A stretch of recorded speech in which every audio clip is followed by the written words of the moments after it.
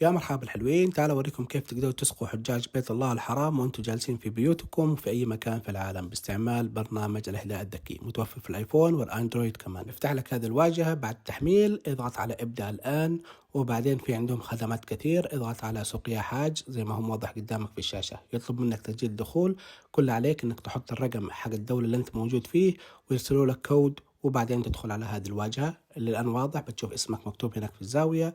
كل عليك انك تضغط سوق يا حاج، وبعدين تقدر توزع 100 عبوة لين 2000 عبوة. انا اخترت اول واحد 100 عبوة، بعدين اضغط علامة الزايد على واحد، وبعدين تحت بيطلع لي حاجة متابعة الطلب والسعر. هنا اول ما تضغط عليه بيطلع لك اهداء مرة واحدة او اهداء مجدول، اختار اللي تشوفه مناسب، بعدين اضغط تأكيد الطلب، وبعدين بيفتح لك فاتورة. تقدر تتواصل معهم بالواتساب او انك تضغط اتمام الدفع، بيفتح لك اكثر من خانة للدفع، وبعدين ادفع براحتك. بحط لكم رابط التطبيق في البايو عندي واسم التطبيق في التعليقات. عموما شباب، اذا عجبكم الفيديو لا تنسوا تدعموني بلايك وشير. تحياتي، سلام.